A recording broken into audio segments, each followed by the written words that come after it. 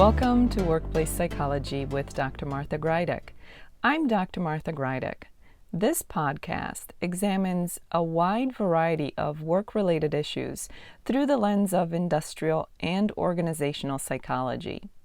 And while many of the topics discussed here may be seen as intended for white-collar employees and their employers, in reality, the ideas presented here are applicable across organizations and industries.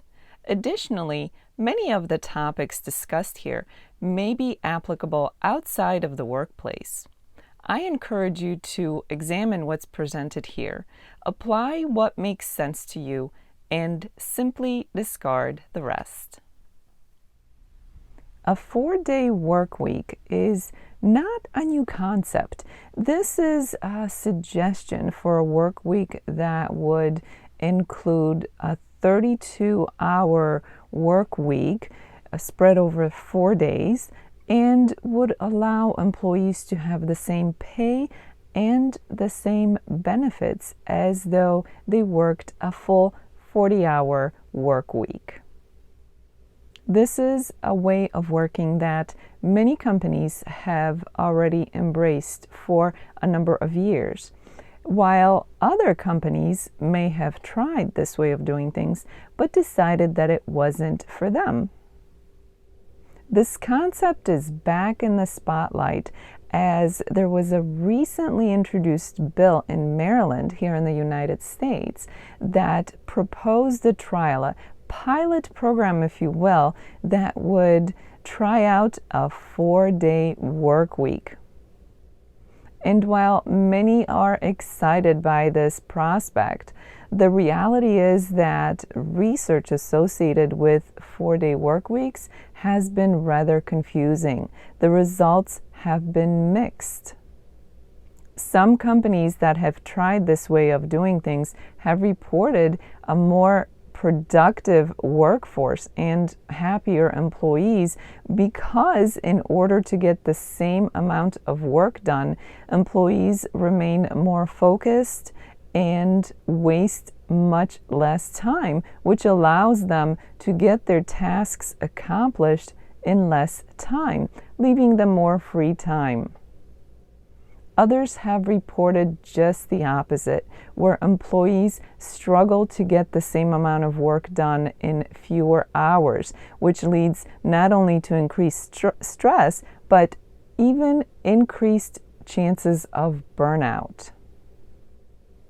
It's easy to see why research results would be confusing to those who are looking at this option as something new to introduce to their organizations.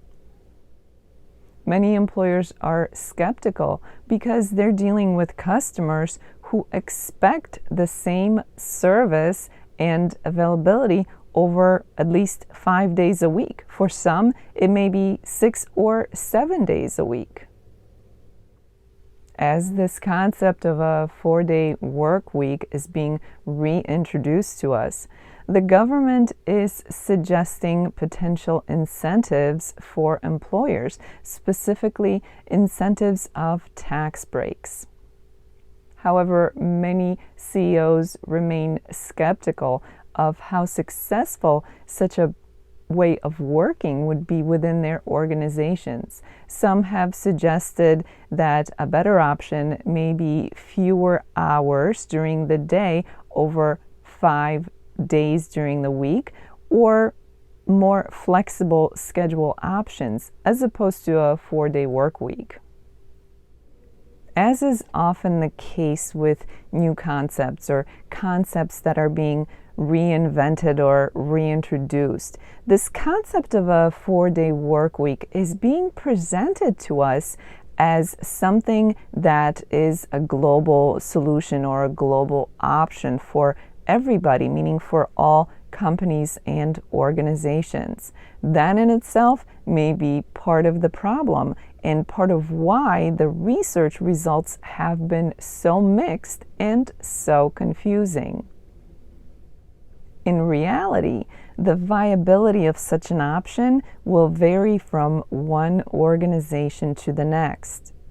It may be influenced by things like industry or even employee preferences, and certainly it may be influenced by something like customer needs.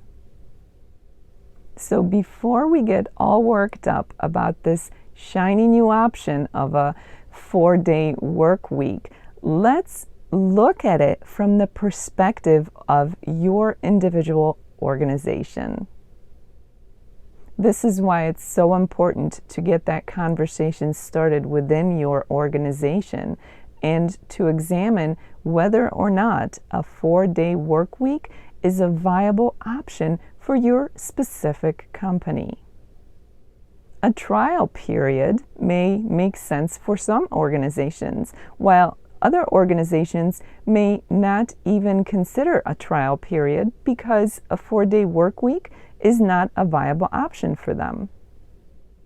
Furthermore, this way of working may make sense for some parts of an organization, but not the entire organization. It's not easy to recognize how complicated this can be and that this is not a one-size-fits-all solution for everybody. Even within the same organization, it may make sense for some parts of that organization, but not all of the organization. It's important to approach this option of working with both an open mind and the level-headedness that will allow each organization to explore a 4-day work week in terms of whether or not it's viable for that specific organization. It's not difficult to get excited about a new concept or a concept that's being repackaged or reintroduced, but let's not let that be a shiny new object that leads us nowhere. If a 4-day work week makes sense for your organization, then by all means, this is something to explore further. But if it's something that does not make sense for your specific company, then why waste time, effort, and resources on exploring this option if it will only be a flop in the end? Once again, this is why having a conversation that includes both an open mind and a level head will allow each company to make that decision for themselves rather than getting caught up in this brand new idea or repackaged idea as something that is the right option for everybody. As the episode comes to an end, let's review what was discussed.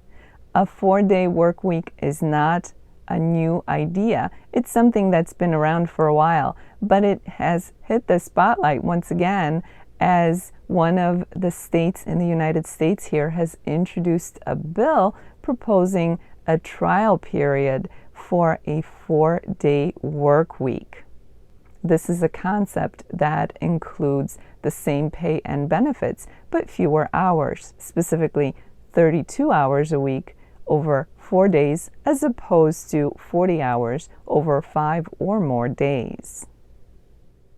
The research on this topic has produced mixed results, which makes it that much more difficult and sometimes confusing to decide whether or not this is a viable option for your specific organization.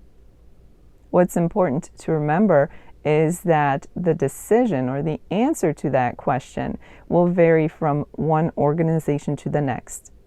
It's critical that each company takes a look at this option, this 4-day work week option, as something that's specific to them and whether or not it would work for that one organization.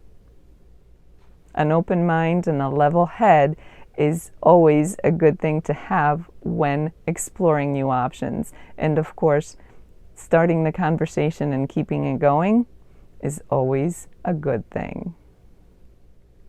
As the week unfolds, I encourage you to consider whether a 4-day work week would make sense for your own organization. And this is as important for organizational leaders as it is for the workforce of the organization. Get the conversation started and consider whether this is something that would make sense for you collectively.